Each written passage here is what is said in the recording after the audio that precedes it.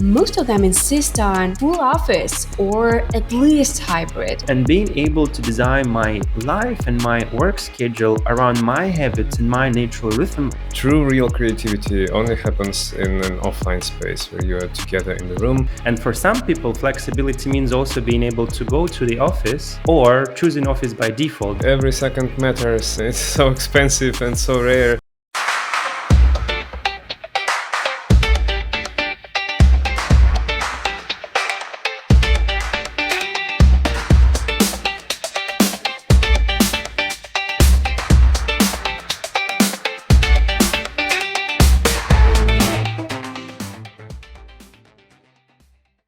Hello. Hi everyone. Hello. Today we have maybe a new kind of episode because we have a guest here. It's Vlad Zely, who we are excited for him to join us in this podcast. Vlad used to be head of design at Miro and is now, I think, head of design at Zoe, if I remember things correctly. But maybe I'll give him a chance to introduce himself better, because perhaps, I'm not sure if these are the most important highlights of his narrative. So Vlad, how do you describe yourself these days? Super. Thank you, Kostya. And thanks for having me. I mean, I recently have been rewriting actually the narrative about myself because it's always an interesting exercise, you know? So, yeah, technically, you're right. I've been heading design at Mira, and these days I'm VP of design at Zoe. This is a science and nutrition startup from the UK. And I tell the story about myself as about design executive who also help others to do things through coaching, consulting, and sometimes advising. So basically creating product experiences and teams and everything in between. Yeah. Very cool. Between product experiences, teams, and people, like what's the most important for you if you were to choose one? That's a great one. I think it starts with people because without them, the rest doesn't really work. So, and you guys do know even better than me how important is that, right? Great. Okay, yeah, we're gonna talk about a range of topics today, and actually, I don't even know like what would be the best segue into the first one. But we were thinking, like, I think, Vlad, you had a very interesting journey as a leader, and you probably experienced, I would imagine, several transformations on that Right. journey. So you started like in the office. We were just talking before the podcast. You reminded me that you changed cities while on this journey, and then remote happened. So, what do you feel like? What did it teach you? What are like the key takeaways from this journey? Right. I think it starts with the fact that there's no right or wrong way to do things. There is a way which is relevant for you and for the company you work for. So, because I started, as you say, in the office, so back in the days, Miro had an office in a different city, and I decided to move to join the company. It was still a startup of 50 people. Over like 5 years, we scaled to multiple countries, multiple offices, a few thousands of people. And then the COVID has happened, you know. So I started full in office. Then it became COVID. When we've been getting out of COVID, we started hybrid, like kind of not mandatory yet, but more like optional. So some people have been going to the office, given all the health regulations and things. But most of the things been running like in a remote first setting because you have meetings, you have all the communications and things. And right after it, we transitioned to more like full hybrid thing, but I wasn't quite sure how does hybrid serves me because I still have a lot of meetings because my team is distributed. So the fact that I have to commute and join, you know, the office to have my Zoom calls was kind of concerning for me. So I was wondering, can I do it fully remotely? And hence I joined Zoe, which is like a fully remote company, which also became a remote company during the COVID. I think COVID taught us that actually some companies which does not like require physical proximity to perform some tasks, like if it's not manufacturing, for instance, could be done fully online. But the online setting impose some other challenges, as in like how do you nurture the culture, how do you promote belonging? How do you make sure people communicate in a similar manner? So you should be very intentional about designing those things to make it a success. Yeah, that's totally right. And was it your choice, like to select only a fully remote employer, or it was Yeah. just their offer? That's actually an evolution for me because I do love flexibility. Sometimes in the morning I'm the most productive. So I really want to wake up and create and make some stuff, write documents, design things. And if I have to commute, and especially because I'm based in Amsterdam, it's rainy sometimes and miserable outside, it's not the start of the day I wish for myself. So, and being able to design my life and my work schedule around my habits and my natural rhythm, I think is a huge benefit. And employers who can leverage that really, I think, leading from the perspective of creating the workplace for people according to their needs. And I think the more we going into this future work where people work pretty much everywhere for any company, I think the more we see the benefits of it. Because I want to treat my team and I want to be treated as an adult, which means we have some work to do, but I don't have to be told, do I work from 3 to 4 or 5 to 7 or 7 to 8, whatever. And to me, it was important to be able to design the schedule for myself in a way that accommodates my needs and create the best possible outcome for the company. And because I do know when I'm productive and how do I want to run my life, I think flexibility was an important aspect. And because I'm based in Amsterdam these days, I was like un- unwilling maybe to move at this stage of life because I've been moving already a couple of times and I want to see how this city can serve me, you know? So, and for now, I was mostly looking for a remote or something within Amsterdam, but with a good chunk of flexibility. I'm glad we're recording this in the morning. So That's thank the you for point. dedicating your most Yes, productive hours super. to us. And it's very unusual for me actually also to be productive during the morning time, but that's okay. I was going to like steal riff on this remote thing. Here's a hot take. I'm curious what you guys think about it. That's just my idea, random idea that came to mind yesterday. That if you work remotely, you are the first to be replaced by AI. What do you think? I had the joke about it, which kind of not a joke even. I say there are three types of people. I've been saying designers because designers must have been asking me this question. The first type would be replaced by AI. The second type would be leveraging AI to do their work better. And the third type would be designing AI. So they're at the forefront of what AI is. And I'm willing and wanting to think what I'm somewhere in between two and three, because like a few of my previous companies and hustles have been like AI first. And in this realm, I think it doesn't really matter. Are you sitting in the office or you're sitting somewhere in a kind of village in the mountains in Switzerland or like in Netherlands? But it depends on the value you create for the organization and for your team. And if your job requires some creativity and problem solving, I think I would rather embrace this change which is happening because you kind of cannot resist the progress to the degree. For sure, it should be ethical. We should be concerned about the consumption of resources, how to approach it, how to make it sustainable. Those are all relevant and valid questions. And we kind of, as a society, not so prepared to tackle them yet. And I think good degree of alertness around the topic is important. So it's not just techno optimism, it's about like how do we create conditions for humanity to ensure the better labor across the board, like ensure the more responsible uh, consumption of the resources. So I think all those things should be there, but still AI is here. Like, you know, the future is here. It's just not equally distributed. And our job partially to make sure to use it responsibly and ethically. And I think this is still a big part of the equation, but it's not the question if AI here is about to stay or not. It is here. So the question is, how do you leverage it. Yeah, sorry. I wanted to say before we go to this like really interesting topic of AI in our lives, let's get back a little bit about the working models. And I got so many signals from our candidates that they definitely prefer fully remote or hybrid.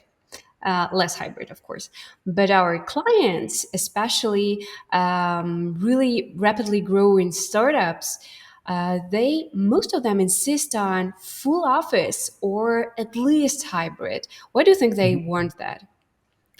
I mean, the first thing I think is to highlight the disconnect. And Yeah. my question would be, what are the what are the values, or what are the requirements or needs or fears actually we're acting on? I'm not an expert in the topic. I just have my lived experience in some conversation going on around, which I've been a part of.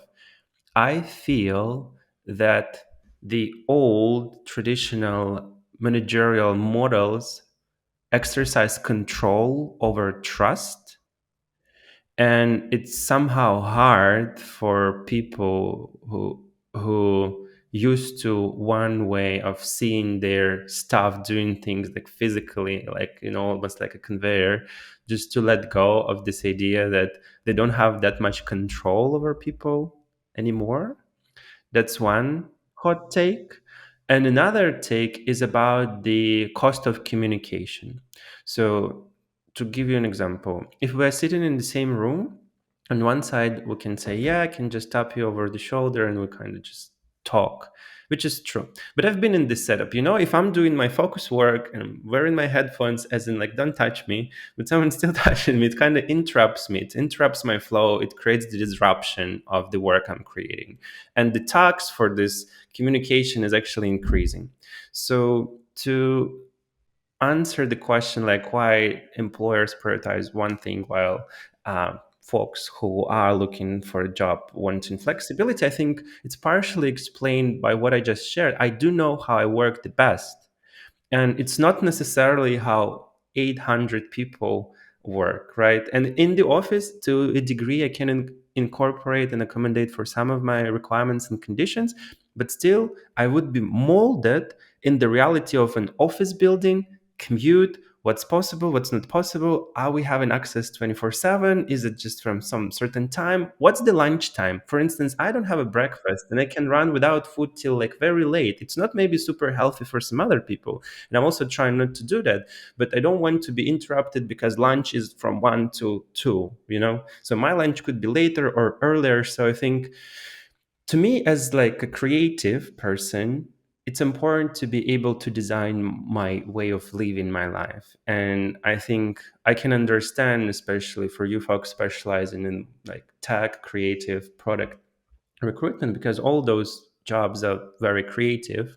So you might experience the uptake of people who are looking for more flexibility. And I think remote and COVID experience taught us that we actually can do our jobs without being in the same building. And one controversial take, maybe you've heard about Google's research, Aristotle, which was a research about productivity within the workspace.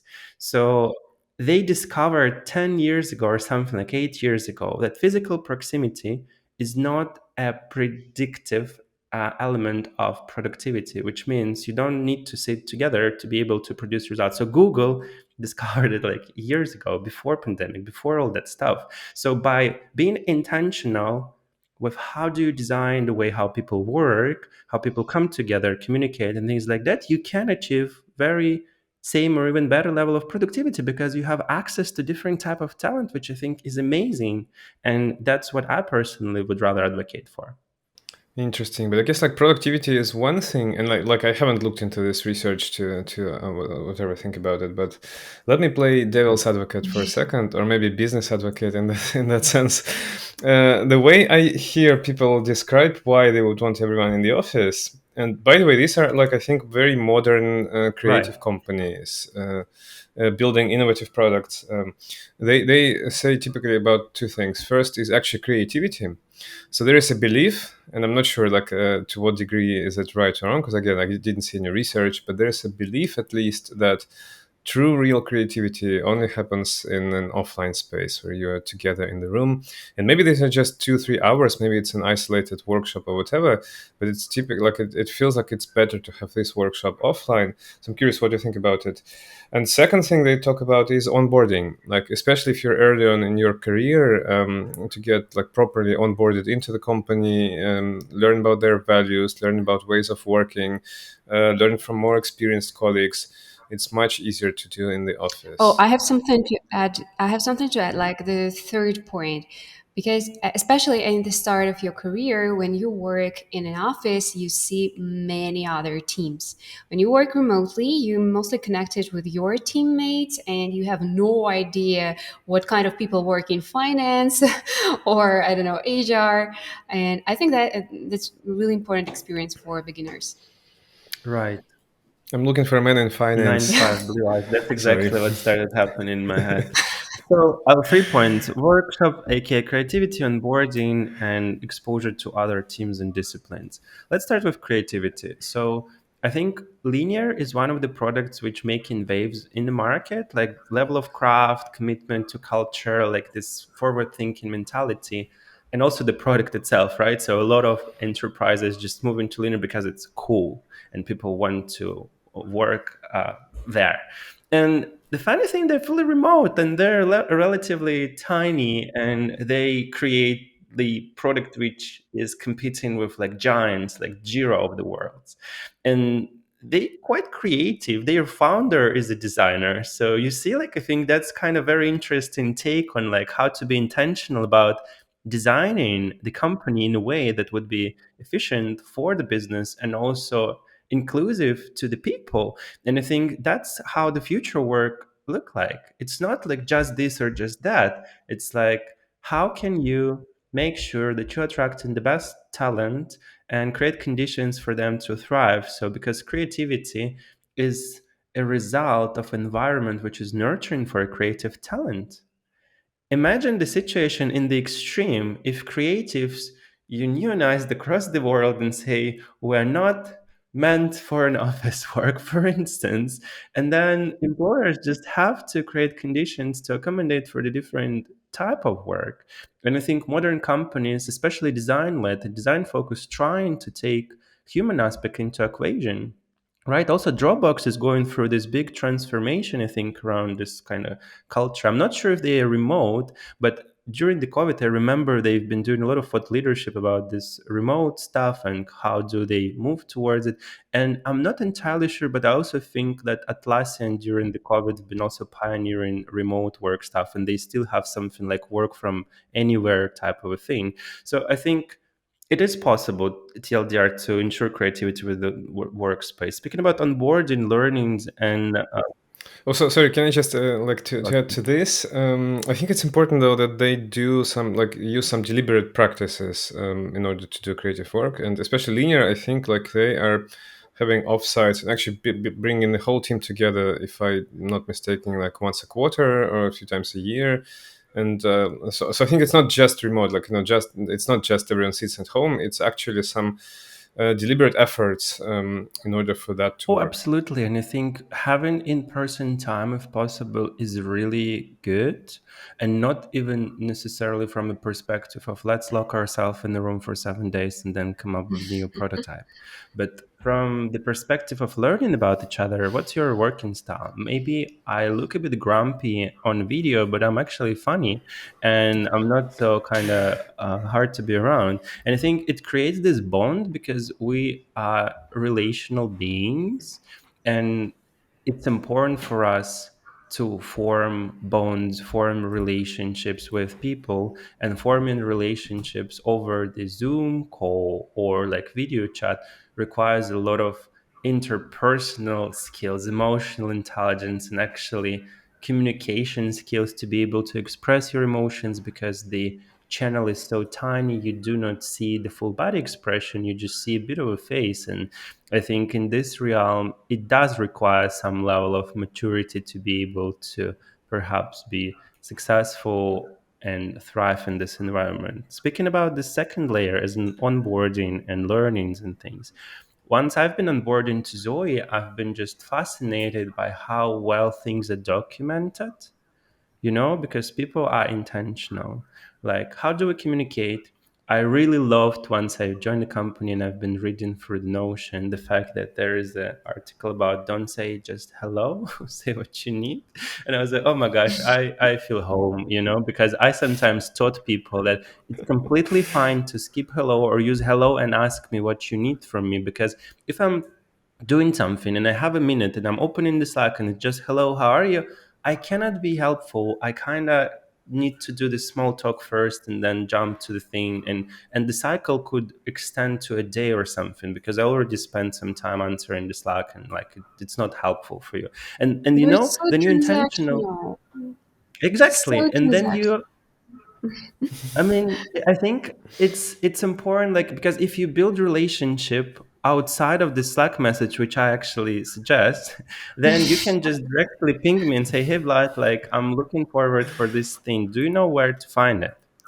And I think it's respectful. It's respectful to your time and to my time. And because we have a in person or on air time as having a call, I'm happy to chat. For instance, in my team, we start in the week with sharing how we spend actually the weekend, like what school has happened in our lives, and then we move in towards the planning of the week, like what I'm working on, what's important, what's not. So I think it is very intentional. How do you communicate, and what's the appropriate medium and format for some sort of conversation? Because I don't want to deepen my connection with someone over an extensive Slack message if I can just talk to them or if I can meet them in person. So in this realm, I'm fine with the realm of having a transactional, short, concise communication over Slack when I need to unblock you or you need something from me. And I think it's a good balance between being human and respectful. Sometimes people, and I, including myself,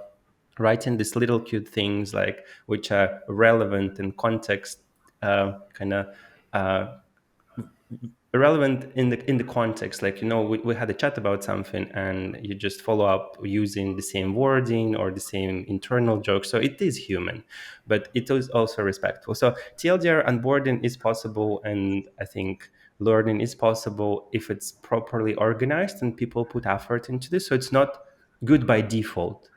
I think that's what's important. So by default, there's no knowledge sharing, there's nothing available, there's no material or anything to look at. So you should design it.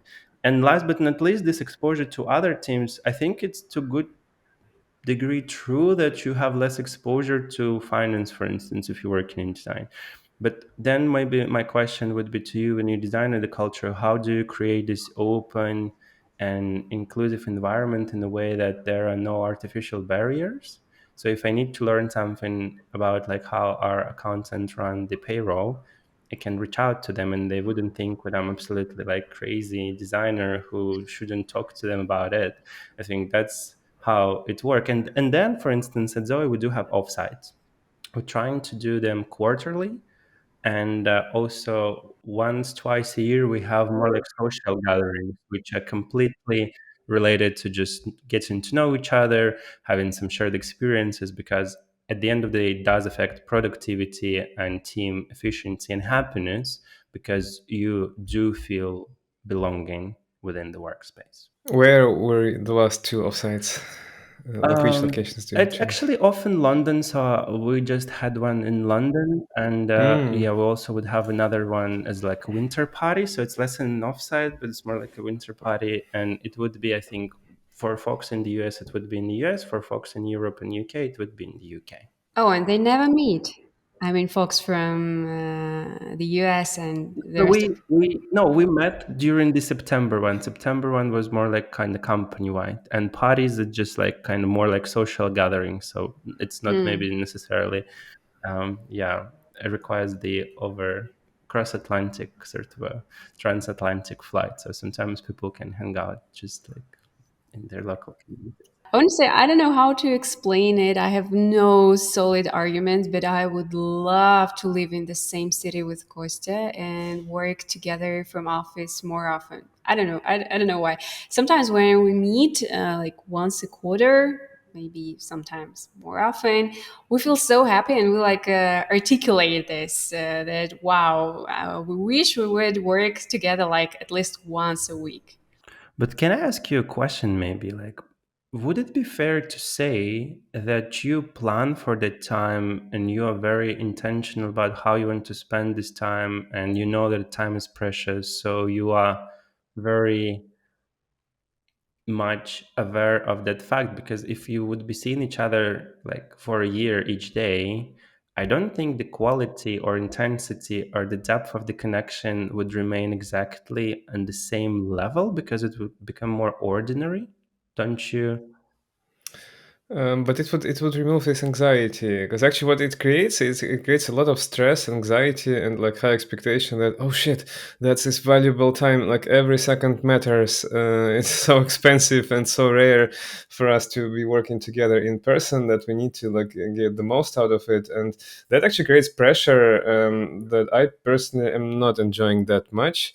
So I would much rather relax knowing that we have this luxury, and we don't necessarily need to be, I don't know, obsessing over each minute of it, rather than feeling the pressure. And in the end, I think like the first time we did it, yeah, it was carefully planned and we had, I know, some activities and stuff. Second time we relaxed it and almost went into the other extreme where it was like, ah, we don't want that Mm. pressure anymore. Let's just work and see how things go. And probably like the more like ideal balance would be somewhere in the middle, I guess, because maybe like it was too loose the last time, but still super valuable. And like I was actually going to say the same thing as Mariam, like yeah, like as being remote. Almost all of the time, it feels so amazing to be able to work in I mean, person. I'm glad to hear that you're iterating and finding your groove. I think that's how it goes. So maybe next time we calling me from the same conference room or vice versa, you'd completely abandon this idea and you're like, you know what, we're running it remote. We don't need to stress out about getting together. I don't know. So I'm curious what your journey. Should we move on to the topic of leadership? Because I think that yeah, we stayed on this remote, which is actually Oh yeah. fascinating, and I can talk about this one forever. But I'm also curious, Vlad. Like we already touched on this idea of I don't know more traditional managerial style and control and things like that, and the more, let's say, modern. I wouldn't use the word relaxed, but maybe more humane way of leading. Mhm. So I'm curious, what did you discover in your own journey and observing different leaders? Like what are the trends? What the modern leader looks like? Right. So I think there's no one definition, but because I've been curious myself how to lead better, I had a hypothesis at the beginning, or actually at the end of 2022, perhaps early 23, that people who experienced marginalization themselves, they are more aware about how they show up in the workplace and they could practice some other managerial tool and practices to lead people within the workplace?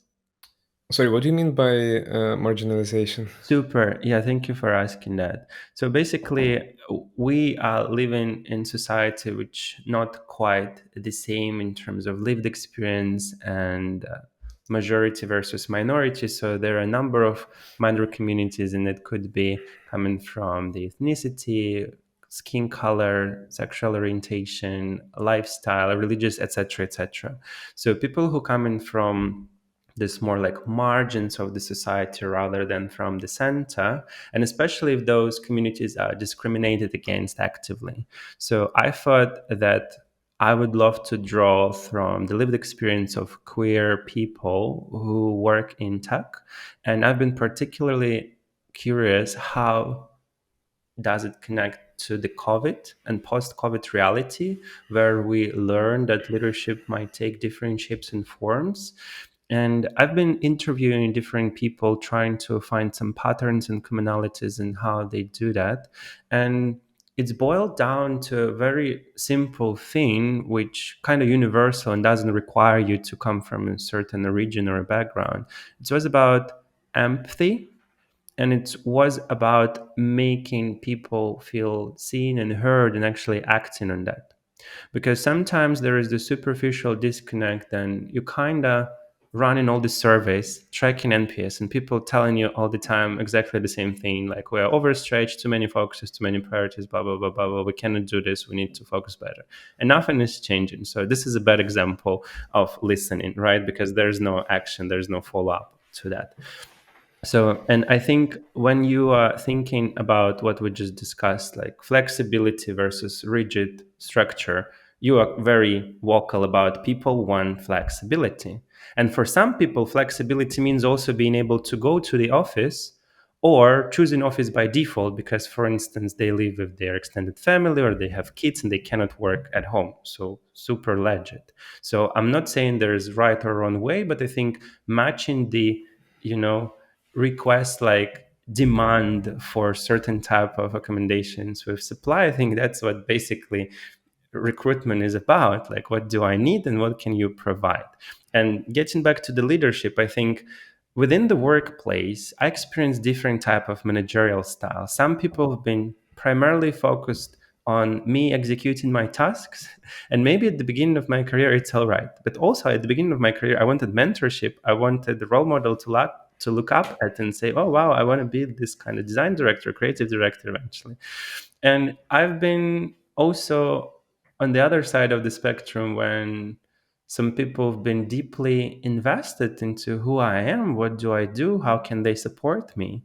And that created this experience. Then I saw when my manager is asking me more like personal questions, which I'm comfortable sharing um, about. And by drawing from this lived experience, I actually created a framework or a game, if you wish, to create a practice between a manager and their report. I called it Human 101. And it's a wordplay from one on one, which is a managerial meeting, and 101 as a basic course for something. This game is not still public, but you can reach out if you want to try it out. And the idea was to create a set of questions across different dimensions, like well being, for instance, or growth, or personality and identity, and give people some tools and levels, for instance, light, brave, and deep. And you can moderate how much you want to go into this dynamic, because what I've discovered by knowing each other better as like humans without this inherent hierarchy, like you above and below, whatever, and just by being able to engage on this personal level, you create this sense of belonging which we started with.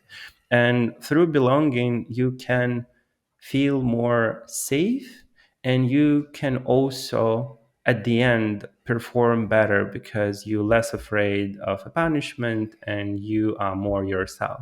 Because there's this conversation about bringing your whole self to work, which is also happening for a number of years, and sometimes it's simply not safe. And I've been in an environment where people have been vocally discriminating against other people without knowing that those people are in the room, and it's not so good, and by creating environments where people can be more themselves and it could be more safe for them, which I think is a leadership responsibility at the end of the day, we can create better workplaces where people can show up and bring their best self and feel valued and seen. I think this humane approach is, if I understand it correctly, is mostly about learning more about your team, speaking more frankly to people, and especially learning about their personal lives, which is not which traditional management does not really implies. But this is an open question for me. How deep should you go, like switching to personal life topics with your team?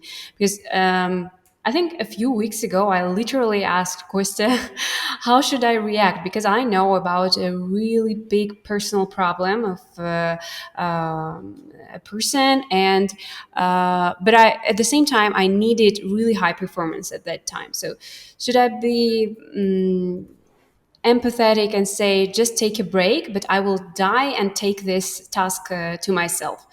Or should I find a way to make this person like do their job. So it was horrible. I still do not know the correct answer. Yeah. Yeah, I think that's the reality, right? Sometimes we do not have an answer, and I think the best thing we can do is to communicate.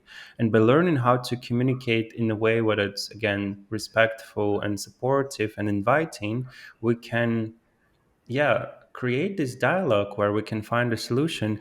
Speaking about not knowing if it's appropriate or not, I've heard once a scale. I don't remember the full definition, but it was public, personal, and private. There is a private stuff which is not available to you and you should have known about, but personal stuff you somehow exposed to, right? Someone got a baby or someone has a relative who is sick. If you know about it and it's personal, you can say, hey, I've heard or I knew that this is what's happening. If you're comfortable to talk about it, I want to understand how I can support you better or what I can do as a manager to help you in this period of time. And if person is willing to lean into this personal topic, then I think there's no problem with that. But they also can say, hey, thank you, I appreciate it, but I better cope by myself. And it's also a solution.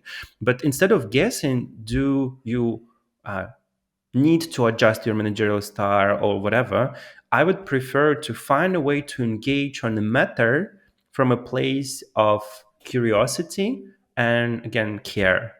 And I think that requires some interpersonal skills to be able to approach the conversation this way. But if you can, and people feel again safe around you, I experience it myself, they will open up to the degree which is comfortable for them. And this degree might be, hey, I'm actually overwhelmed and I just want to take like shorter day or I need like extra day off. And that's absolutely within the working context possible for you to arrange as a manager, while they can keep their emotional part to themselves, for instance. Or they can say, hey, thank you just for opening up by being heard and saying I already feel like better and like I'm recovering and I'm doing better. So I think, yeah, finding ways to talk about it. And the second thing is role modeling. We cannot demand nor ask for this if we're not doing it ourselves. And I think this is super important. If you are never talking about how you spend the weekend or what's happening in your life, and you're only talking about tasks and goals and OKRs and KPIs, you would appear as a very closed person to your team. And again, there's the scale, right? Public, personal, private. So keep private to yourself, but maybe highlight what you're doing, like how your life look like a bit outside of work. So I think just creating this environment could be a good condition to have those hard and tough conversations once it's time.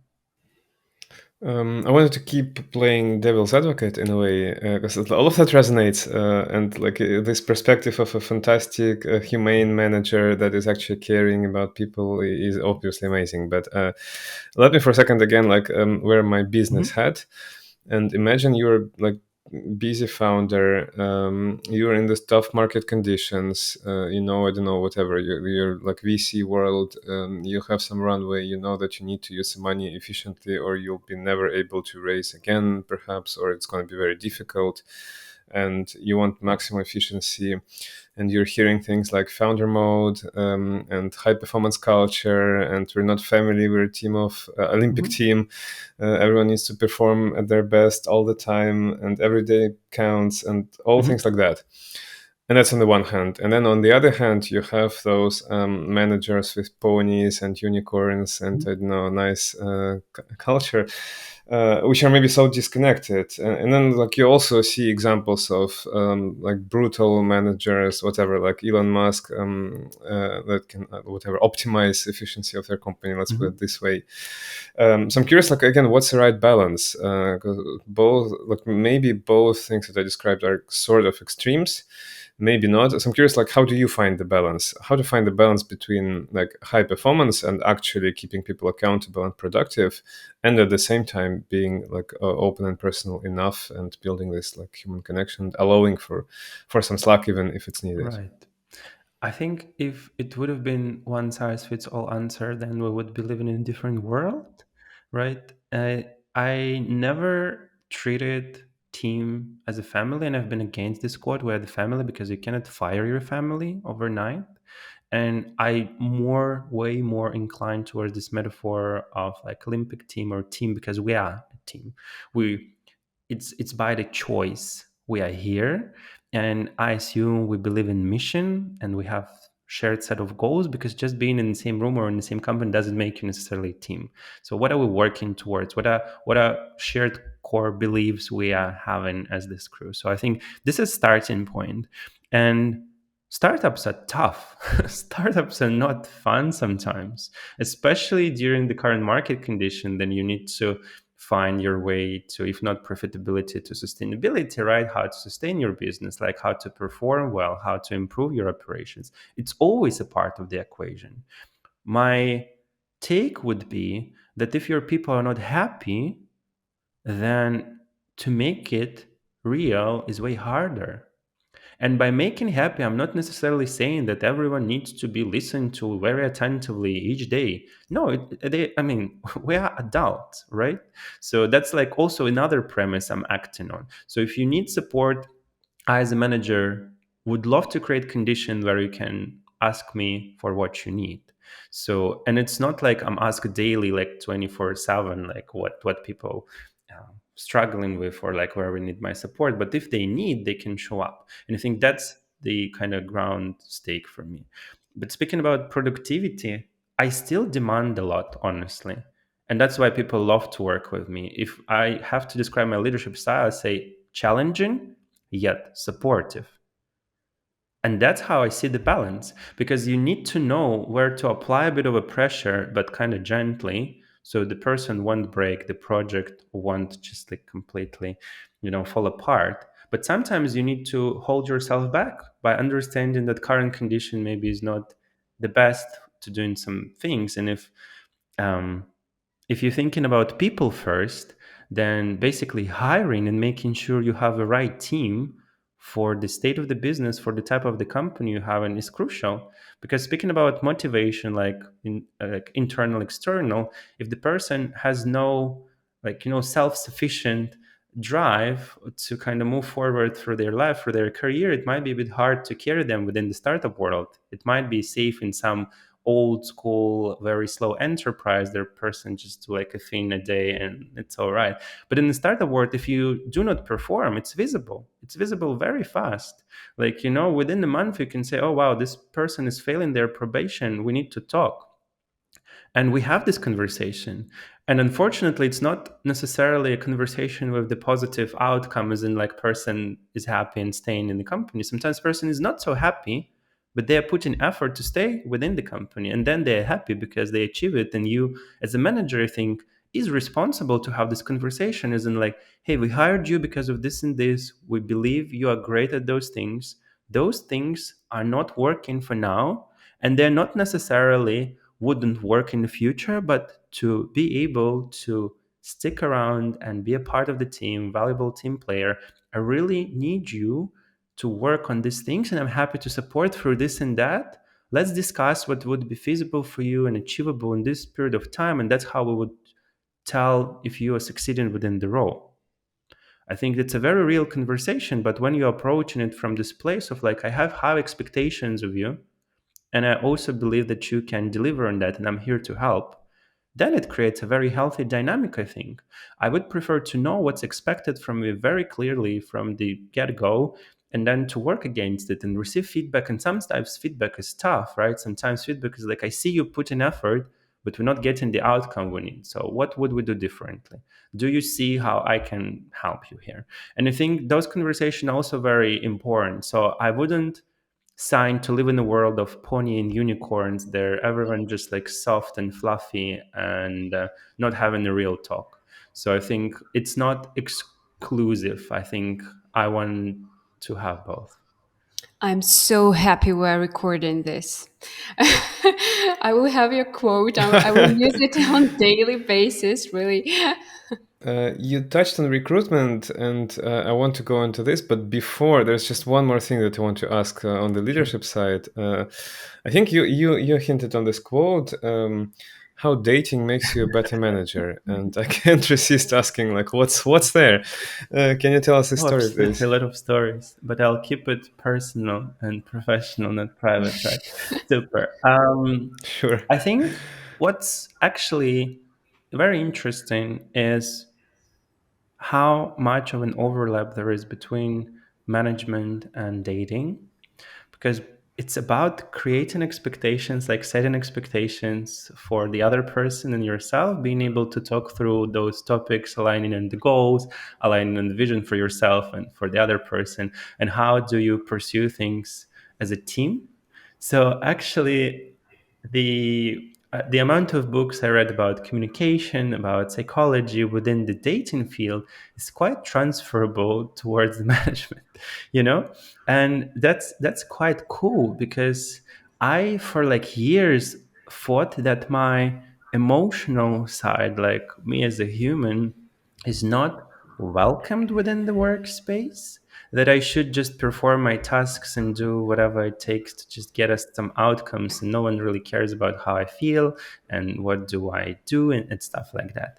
And once I allowed myself to actually say, hey, like today I'm having a bit of a harsh day, so I'll take it slowly, I'll be available over Slack, but I would be doing this and this, like more like, you know, kind of on the side, and being able to talk about your feelings again in a safe container, which is not necessarily oversharing, but just saying, hey, this is what's happening to me, so today I would be in the different maybe working mode, and being clear about it and being proactive with sharing with the team so they don't have to guess why you look this way or why you're responding in certain ways.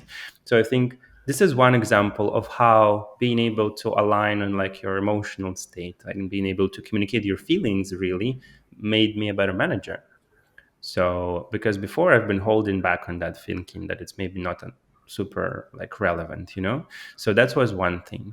Another thing, dating is pretty much a lot of screening, and you need to know what are your questions, you know, what are you screening against, like. And I think in this realm, when you can very clearly articulate what you're looking for within the dating scene and within the recruitment process, it's a drastic change, because my interviews in recent years, they are slightly more edgy and dorky simultaneously, you know, and people really appreciate it. I'm like sitting on a call with someone, I'm saying, hey, yeah, I read your CV, those things are clear, those things which are not clear, so I want to talk to you about that. So I already know all this good stuff, like, but this is a bit of a mismatch, or this is a bit of a thing I really cannot get my head around.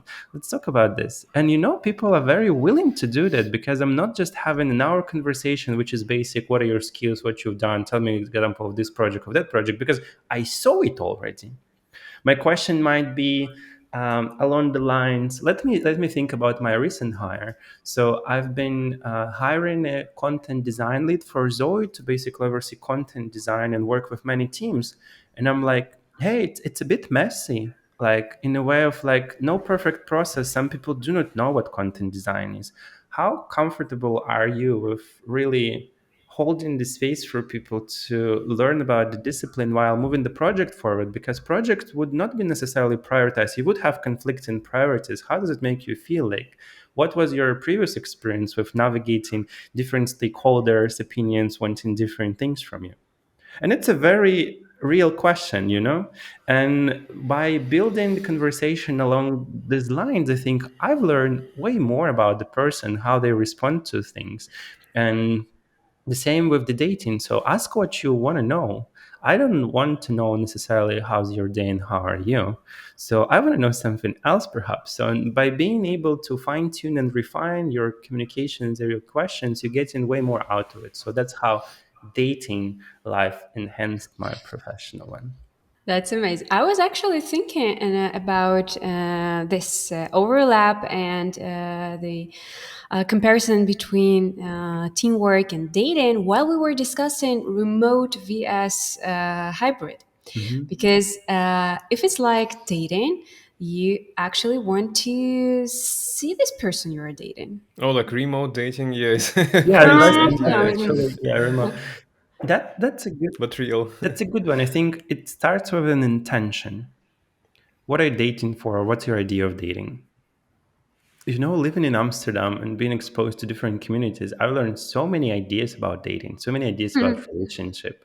Like, what does it mean for you to have a partner? What does it mean for you to have multiple partners? How do you differentiate between those partners? What are the set of needs for this partner versus for that partner? How do you go about fulfilling your needs? Are you putting all the needs within the one person, or like you distributing them around? So there are so many ways. And once you are open to it, I do have very close friendships of mine which are fully remote, and we see each other very rarely. And when we travel and we're really trying to make time, but our chats are just given, it's life. It's like your daily reflections and things, little cute moments. Because I think this connection and this intimacy could be nurtured via digital channels. And during the COVID, I've been helping some researchers to put together a state of relationship during COVID, because a lot of partners been kind of split apart and living in different places and not having physical proximity. So they've been exploring the topic of digital intimacy as well. So how it's established, how it's nurtured, and it's fascinating. So I think there's more life to these things we thought fully figured out. And for sure, if like physical central experience is a part of what you're looking for and the connection, for sure you need to find ways to connect. But sometimes it could be platonic and emotional, and it is still possible to maintain it through chats and calls and little cute circles and videos and all of these things. So there's more to it, I think. So it's actually in this parallel with dating is super interesting. I actually never thought about it this way, and I probably should have, because there are many learnings both Mhm. ways. But I'm curious in general, if you were to describe your approach to recruitment. You told me once that you have some unconventional style, and people were actually very happy, and like you heard from candidates that they were like super happy to be treated that way. So can you tell like what's your approach? That's really, this answer depends. I hate it, but it's kind of it. So, what I'm doing actually, I'm trying to understand what's the good profile for the role. If I can hire pretty much anyone, like what would be the ideal candidate? So, I'm starting with that, like who's kind of fits in the brief. Sometimes I'm doing research by really looking through some existing profiles, people in the market, and thinking, okay, I like this, I like that, I like that. So, I think it's important to have a vision, because if you do not know who are you hiring, then it's really hard to say if it's the right person or not. So again, setting up expectations for both sides, then being able to communicate. So actually, right on this topic, like when you say ideal profile, what does it look like for you? Is it a combination of skills, values, traits? Is it more like the type of experience they had? Like I what want it it is? all, Kostya. But to be specific, I think for sure, We to all be do. Okay. real, like we have a batch of skills to be able to perform the role just on a technical level. If it's let's use the content design lead example, right? So being able to lead the function from the get go, because it's a team of one at the moment. I wanted this person to have some leadership experience, but still being an IC, and if needed, kind of could have scaled the team because it's still of their interest, but they're not hunting for this role as a manager. For instance, very specific things. So having leadership abilities, but being happy in the IC role. Cool, first starting point. Second, I knew that content design at Zoe is immature, close to non-existent, because we had a strong contractor before and she put some pieces and frameworks in place, but still a lot of people wouldn't differentiate copywriting and content design, right? So what's the difference? And you need to be very confident and comfortable having this conversation, because if you come in from the well-established org of 75 content designers and you've been leading one team in a certain domain, this more like startup-ish way of working than people just slacking you and saying, hey, like we need to release it tomorrow. Like, how would you navigate it? Because it's a part of the role. And you might like it, you might not like it, but I would not pretend that you will schedule the content design office hour and it would be enough. And by saying that out loud, it would confront people, because some would say, oh my gosh, it's so hectic, I don't want it. And some people would say, oh wow, it's so cool, I can structure it in a way I want. And I want people who are willing to those types of challenges, being able to say, okay, it's a bit messy, but I kind of want it this way because I'm tired maybe of all well set up processes when I need to have three reviews before putting a text in a button, for instance. So that's this part. And then speaking about the, so basically we discussed the approach or attitude towards the job, like so skills then attitude. And the third thing is cultural relevance. You can say cultural fit, you can say something else. What cultural relevance for me is about being able to integrate. Because if you come in from a enterprise world where things are slow, where you're not necessarily happy maybe with processes, but you are not doing something about it, and you communicate in a very different manner. Because for instance, within Zoe we do have value of transparency, and it's very specific. We're transparent, especially when it's hard. So I would be curious, how do you bring up topics which are challenging? How do you navigate disagreement? What is disagreement for you? And things like that. And when I'm asking those questions very specifically within the container of the role and trying to understand you as a person, people feel that. I want to know why this is of your interest. What's maybe uncertain still for you? What are your concerns? So what you're unsure about within this role? What's not clear? And I talk through this. So my outcome or my goal of the interview is to create clarity for both of us, because I don't need to hire you, like this particular candidate. I need to make sure I'm hiring a person who would be successful in the role and would be able to uh, enjoy it actually at the end of the day to the degree which is reasonable. And I'm sometimes saying like, hey, I hear you, but it feels like it's not necessarily the role you are describing. Like this is a different role. Like like I see this mismatch. Like how does it sound to you? And it's a good conversation because then everyone knows where they stand. Yeah, I really love this idea of clarity and creating clarity for both sides. And I think like a lot of what we do, like in I don't know, the design work is also about creating clarity. And like you can argue that actually the essence of content design work is creating clarity. So it only makes sense then to be doing it in Sure. recruitment. Do you do like in terms of like certain practices? Okay, so I understand that like you have a vision of the candidate, you structure your interviews in a certain way to get signals on like specific values. Is there anything you do beyond interviews? Like, what's your approach to whatever, I don't know, exercise, take-home exercises, maybe some probation periods, reference checks, other ways of understanding something about the candidate? Right. A few things. What I've learned from the founder of Mira is actually exceptional talent requires exceptional treatment. And I think in this realm, if you really see this is a perfect candidate for the role, I'll go extra mile. I'll follow up. I'll make sure it's all clear. If they have questions, I'm happy to jump on the call, back and forth with recruiter to make sure we have a super tight feedback loop. I'll go chase my team to submit feedback today so we can get back to the person like in a day or two. So I'm really tightening the feedback loop, and I'm really making sure the person is having the best candidate experience. And I've heard it. Like I mean, I'm proud to say that a number of my hires said that was the best hiring process they ever experienced. And that was exactly the case with one of my recent hires. She said, like, you've been so present, your style, your comms, like I felt seen and I felt really kind of wanted for this role. And it set apart the company by far. So I think really, if you identify this as a talent of your choice, go for it. Like do your best. Also, it's easy to say, but it's sometimes hard to do, especially within the startup budget. Try to get a very decent comp base ratio in terms of being able to attract that type of a talent. For sure, we always operate within some boundaries and we don't have an infinite amount of money, but try to meet the person where they are. Because for instance, if their base salary is like 20% lower than what you have, maybe start proactively negotiating both with them and internally. How can we meet maybe at 90% or something? Like, what are the benefits, how we can make it a deal. So I think this is sort of a back office part.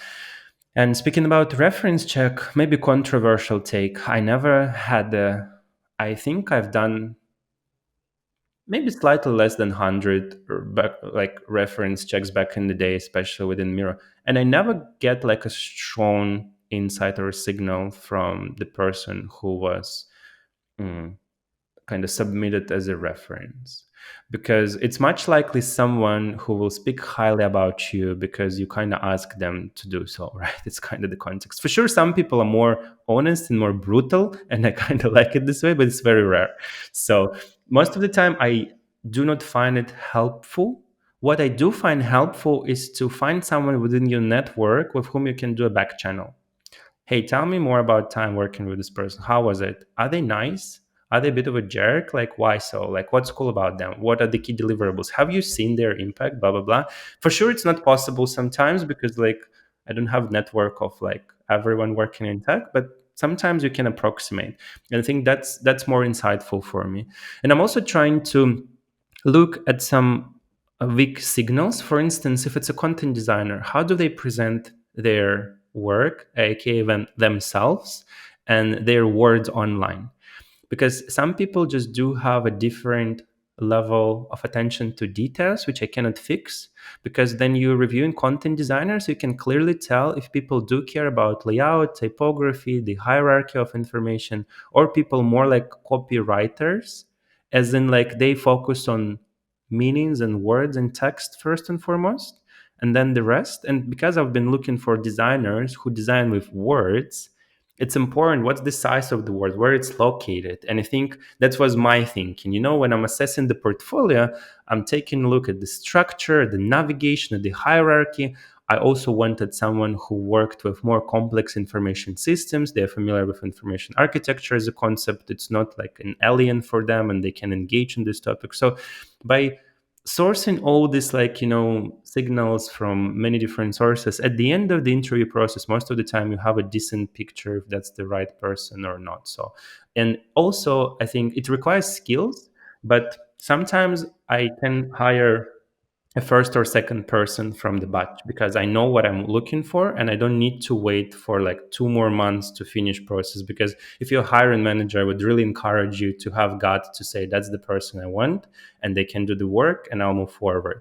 Because the worst experience is then you put in someone on hold for 3 weeks, and then the other person, for instance, reject or decline, and you have to go back to this initial kind of contender, and you know that they're not so good, but then why you decided to hire them in the first place?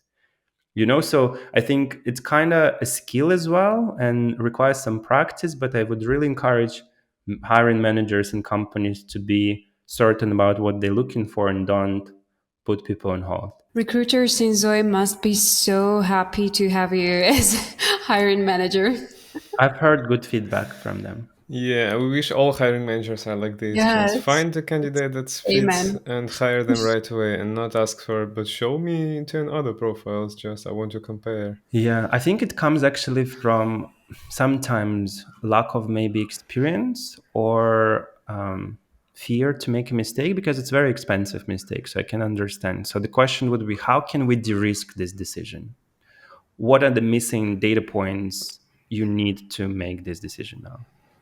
And sometimes maybe it's a reference check. Sometimes maybe it's yet another talk to a person or someone else. I don't know. But I think my question would be what's preventing us from making decision right now. Because what you say, this approach demands so much energy, like caring about other people, being so attentive. It demands enormous amounts of energy and inspiration. How do you get it? How do you care about yourself to have this? I love this question. It's literally what I chatted briefly with Kostya about before we started recording. I say, I just started my Substack, and it's called unnoticed.today. And I wanted to write about things which are less talked about. And my first take was about the leadership art of being undone, because I realize most of the time as a leader, you need to hold space for things which are in progress, things which are not perfect, coping with your own emotions and supporting others through some harsh times, especially recently. And it really requires you to have this resource. And the second thing I'm thinking to write about is the idea of practicing rest within the capitalistic realms, because we are not talking much about it. How do you self-sustain? How do you get energy? What brings you energy to start with? Because when I was like a junior designer, I've been looking at all these crazy Burning Man guys, tantra courses, and all these vipassana meditations and whatsoever. And I kind of now, this guy myself, like applying for his fourth vipassana, like this like 10 days kind of in silence meditation course, and also doing a lot really just to support myself. I realized for me, the best relaxation from the intellectual work is physical surprise. So I started really prioritizing going to the gym, because initially it was so boring to me and so uneventful. But I realized what I also like to dance.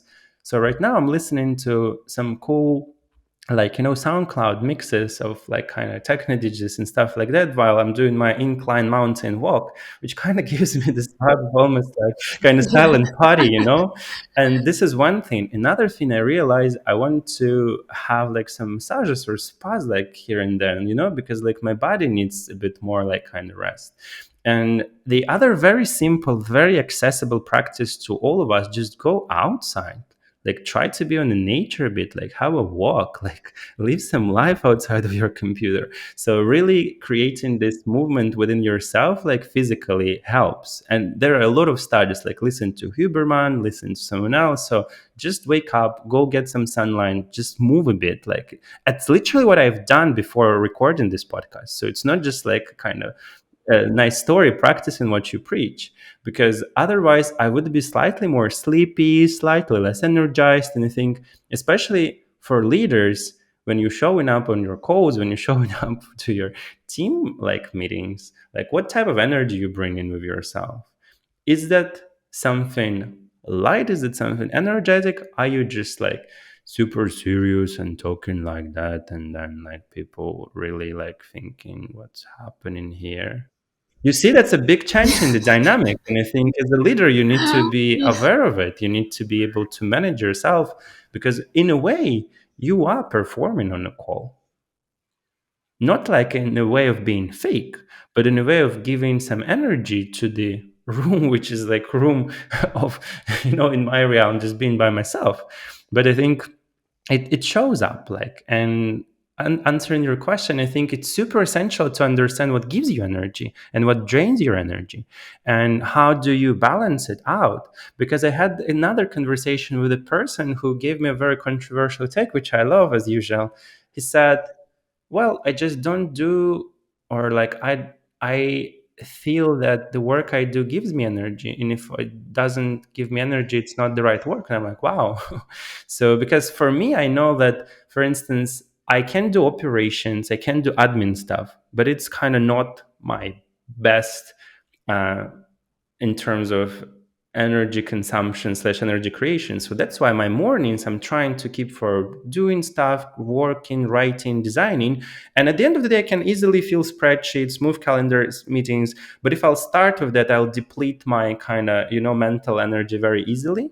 And just being aware of what's your dynamic. Maybe you're creative during the nighttime. Super. So like organize your schedule around it. And it's again getting back to this flexibility aspect, knowing how to support yourself and organizing your day to be your best version for your team. I think it's super crucial. It Yeah, it is. feels like a whole other skill, like not only to have skills to do the work, but also have a skill of actually knowing what works for you and being able to organize your lifestyle, especially with so many external constraints, which you might see from whatever, like the family, the type of place you live in, Absolutely. And everything. I think that's crucial. And the more senior you are, the more it's crucial, because if you cannot do or cannot exercise the best version of yourself, then I do not think you're doing a service to the team and to the company, because you're always busy, you're always tired, or always something somewhere else.